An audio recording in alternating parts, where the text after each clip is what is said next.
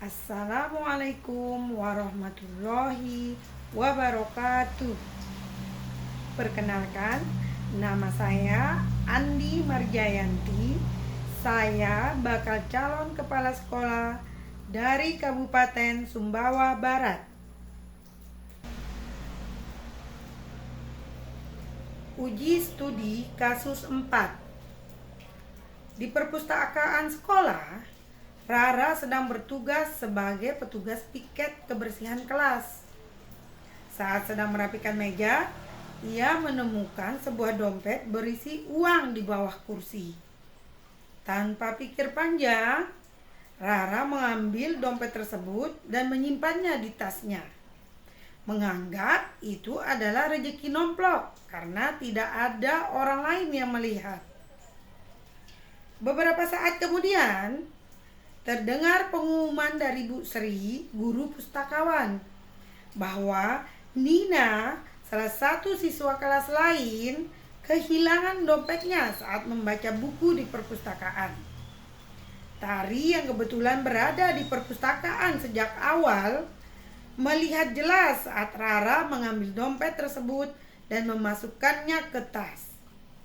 Kini Tari menghadapi dilema.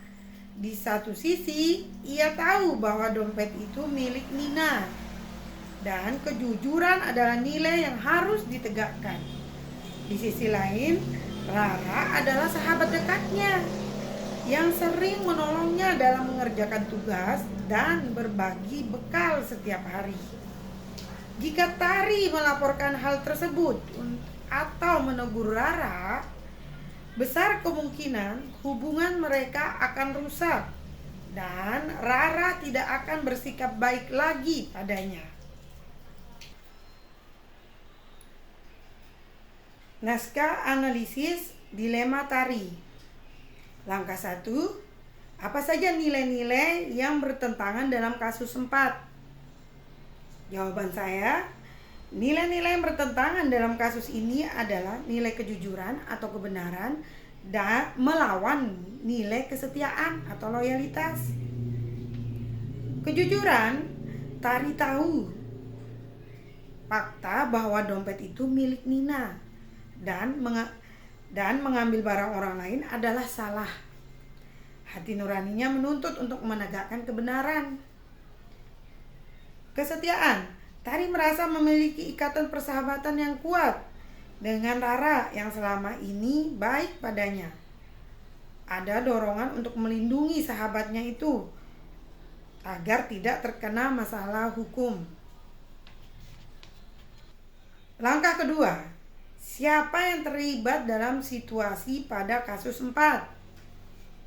Jawabannya, 1. Tari sebagai pengambil keputusan, 2. Rara sebagai pelaku atau sahabat Tari, 3. Nina sebagai korban atau pemilik dompet, 4. Bu Sri sebagai pihak berwenang atau guru pustakawan yang mengumumkan kehilangan. Langkah ketiga, fakta-fakta apa saja yang relevan dengan situasi pada kasus 4? Jawabannya, Rara menemukan dompet di bawah kursi perpustakaan. Rara mengambil dan menyimpan dompet tersebut di tasnya dengan niat memiliki. Bu Sri mengumumkan bahwa Nina kehilangan dompet. Tari melihat kejadian tersebut secara langsung. Rara adalah sahabat dekat Tari yang sering membantu dan tempat berbagi bekal. Tari mengalami konflik batin antara melaporkan kejadian atau diam demi persahabatan. Langkah keempat, pengujian benar salah yang mana bisa dilakukan? Jawaban saya, uji legalitas, tindakan mengambil dompet orang lain dengan sengaja untuk dimiliki adalah pencurian. Secara hukum ini adalah pelanggaran atau salah. Jika Tari diam saja, ia bisa dianggap menutupi kejahatan. Uji regulasi, tindakan Rara melanggar tata tertib sekolah tentang kejujuran dan hak milik orang lain. Uji intuisi, perasaan Tari pasti tidak nyaman, merasa deg-degan karena ia menyimpan rahasia yang salah. Uji publikasi, jika kasus ini viral, diketahui satu sekolah bahwa tari melindungi pencuri, citra tari akan buruk. Tari tentu tidak ingin dicap sebagai pendukung ketidakjujuran. Uji panutan, seorang idola atau pemimpin yang bijak pasti akan menyarankan agar barang tersebut dikembalikan pada pemiliknya.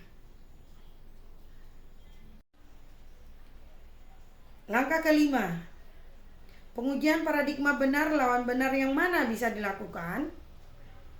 Jawabannya, paradigma yang paling tepat menggambarkan situasi tari adalah kebenaran lawan kesetiaan. Tari harus memilih antara sikap jujur tentang apa yang dilihat atau setia pada sahabat yang telah banyak membantunya. Catatan, meskipun tindakan Rara itu salah, posisi tari menjadi dilema karena ada nilai persahabatan yang dipertaruhkan. Langkah keenam, prinsip resolusi mana yang bisa dilakukan? Jawabannya, saya akan menggunakan prinsip berpikir berbasis peraturan atau rule-based thinking dan berpikir berbasis rasa peduli, care-based thinking. Rule-based thinking, aturan moral dan agama mengajarkan kita tidak boleh mengambil hak orang lain. Sedangkan care-based, saya membayangkan posisi Nina yang sedih, kehilangan uang, sekaligus membayangkan posisi Rara. Sebagai sahabat yang benar-benar peduli atau care, saya harus menyelamatkan Rara dari perbuatan dosa atau kriminal, bukan membiarkan larut dalam kesalahan. Langkah ketujuh, adakah opsi lain yang lebih kreatif, adil, dan bijak yang bisa dilakukan? Jawabannya, ya, ada opsi ketiga atau trilema. Agar Tari tidak perlu langsung melaporkan Rara ke Bu Sri yang membuat Rara malu, tapi dompet tetap kembali. Opsinya, Tari mendekati Rara secara empat mata atau personal. Tari memujuk Rara dan mengatakan, "Ra, aku tadi melihat kamu mengambil dompet itu. Kasihan Nina, dia cari-cari sampai diumumkan Bu Sri. Yuk kita kembalikan sekarang. Kamu bisa bilang kamu menemukannya jatuh dompet itu. Jadi kamu tidak dianggap pencuri, tapi dianggap sebagai penemu yang jujur." Dengan cara ini, dompet kembali atau kejujuran dan nama baik Rara terjaga atau kesetiaan, dan Rara belajar bertanggung jawab. Langkah ke-8. Apakah keputusan akhir yang diambil sesuai dengan analisis kasus 4? Jawabannya, keputusan adalah Tari menegur Rara secara pribadi dan memintanya mengembalikan dompet tersebut. Jika Rara mau mengembalikan, masalah selesai dengan damai. Namun, jika Rara bersikeras menolak dan tetap ingin mengambil uangnya, maka dengan berat hati Tari harus melaporkan hal ini kepada Bu Sri demi kebenaran. Karena persahabatan tidak boleh melandasi pembenaran atas pencurian. Langkah ke-9. Pelajaran apa yang didapatkan dari pengambilan keputusan ini? Dan bagaimana pelajaran tersebut dapat memperbaiki pengambilan keputusan saya di kemudian hari? Jawabannya, pelajaran berharganya adalah bahwa sahabat sejati bukan yang menutupi kesalahan temannya, melainkan yang berani menegur untuk kebaikan temannya. Di masa depan, jika saya menghadapi situasi serupa, saya akan ingat bahwa integritas atau kejujuran adalah fondasi utama. Menyelamatkan karakter seseorang agar tidak jadi pencuri jauh lebih penting daripada sekedar menjaga perasaan enak tidak enaknya sesaat. Keputusan yang sulit ini justru menyelamatkan masa depan Rara agar tidak terbiasa mengambil hak orang lain. Sekian analisis saya. Terima kasih. Wabillahi taufik wal hidayah. Wassalamualaikum warahmatullahi wabarakatuh.